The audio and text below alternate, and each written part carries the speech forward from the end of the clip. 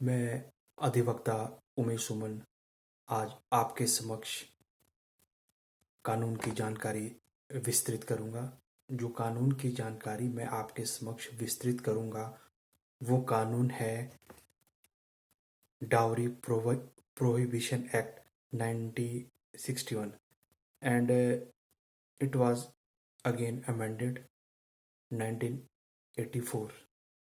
और इसमें क्या होता है कि डाउरी डाउरी है कि कोई भी व्यक्ति शादी के दौरान किसी से दहेज मांगना या किसी से क्या नाम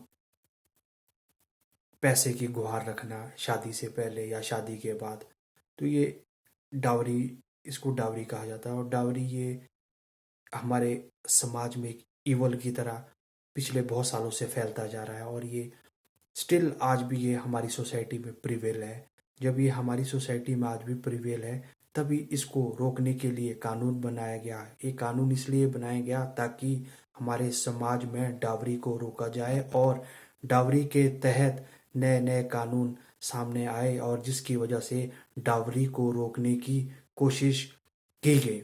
और साथ में इसमें एक बात सामने आती है कि डावरी तीन तरह से होती है, तीन तरह से मांगी जाती है। या तो डावरी शादी से पहले मांगी जाती है, या जब शादी होती है, या फिर शादी होने के बाद। तीन तरह से इसमें डावरी मांगी जाती है। जो शादी के बाद डावरी मांगी जाती है वो एक तरह का इस समाज में ईवल हो जाता है, क्योंकि रोज सुबह शाम आप प्रताड़ित किए जाते हैं। आप क्या नाम आपसे डावरी मांगी जाती है, आपसे पैसे मांगे जाते हैं। आपका आपके पति या आपके ससुर या आपकी सास आपसे आपको प्रताड़ित करते हैं कि वो कहते हैं कि हमें पैसा लाओ, डावरी लाओ। और एक दैट मीन्स कि they are asking for the amount, they are asking for the money. Money is not in a small quantity, they are asking for a abundant amount of money for the sake of their satisfaction, for the sake of their to buy a requirement, essential requirement in the society। और उसके बाद क्या होता है कि इसमें यदि कोई व्यक्ति डावरी मांगता है तो उसमें क्या प्रोविजन रखा गया है।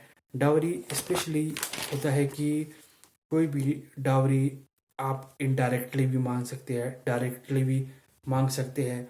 और इसमें एक वैल्यूएबल कंसिडरेशन रखी जाती है, इसमें एक वैल्यूएबल कंसिडरेशन रखी जाती है। और साथ में ये एक बाय वन पार्टी मैरिज के दौरान मांगी जाती है या मैरिज के बाद।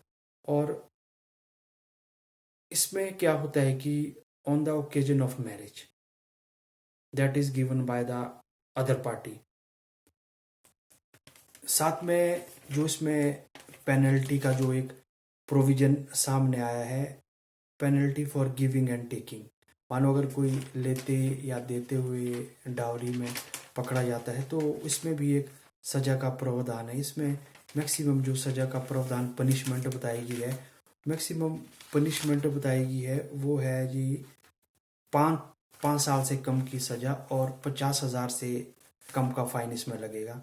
ये अगर कोई डावरी को गिव और टेक करते हुए पाया गया। और साथ में penalty for demanding a dowry, अगर कोई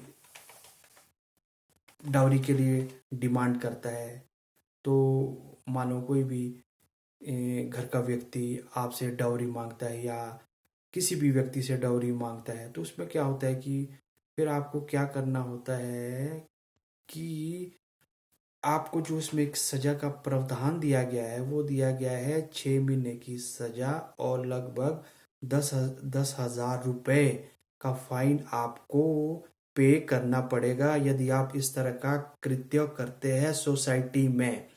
फिर अब मैं जो अगला विचार आपके सामने रख रहा हूँ वो मेरा अगला विचार होगा कि इसमें जो इन्वेस्टिगेशन ऑफिसर होगा वो इन्वेस्टिगेशन ऑफिसर होगा लगभग डीएसपी लेवल का इन्वेस्टिगेशन ऑफिसर होगा। उस वही इस जो डावरी मांगेगा या कोई इस तरह के क्रियाकलाप करेगा वो इसको इन्वेस्टिगेट करेगा मैटर को कि इसमें इस मैटर में क्या हुआ है। और इसमें फिर उसमें वो क्या नाम ऑफेंस को तैयार करेगा, कोर्ट में फाइल को पेश करेगा, फिर कोर्ट इसमें कॉग्निजेंस को निकालेगी। और साथ में क्या होता है कि पुलिस भी इसमें 1973 सीआरपीसी के तहत बयान को एक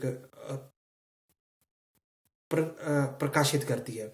और साथ में पुलिस का भी इसमें एक अहम रोल रहता है। पुलिस भी तथ्य को कलेक्ट करती है, मटेरियल को कलेक्ट करती है और एविडेंस को तैयार करती है। उसके बाद अगली क्रियाकलाप शुरू होता है।